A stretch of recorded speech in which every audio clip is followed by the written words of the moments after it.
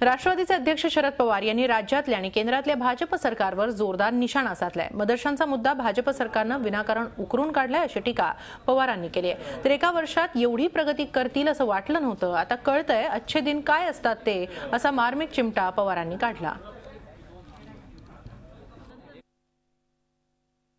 कारण नसताना हा प्रश्न उकरून काढलेला आहे। समाजातल्या लहान घटकांना गव्हर्नमेंटने एक विश्वास द्यायचा असतो।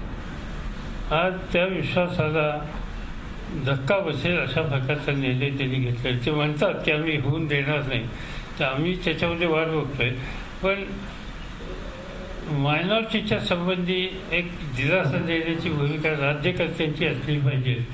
त्याच्या बाहेर जायला आत्तापासून पावलं टाकायला सुरुवात दिलेली आहे। ही काळजी करण्यासारखी गोष्ट आहे, पण त्याचे परिणाम काय होतात हे अंतिम पाहिल्याच्या नंतरच आम्ही आमची भूमिका स्पष्ट करू। साधारणतः लोकांच्या जनात अच्छे दिन याची व्याख्या काहीतरी वेगळी असं जाणवायला लागले। आज साधारणतः ठिकठिकाणी जे ऐकायला मिळतंय ते त्या पद्धतीनं ऐकायला मिळतंय।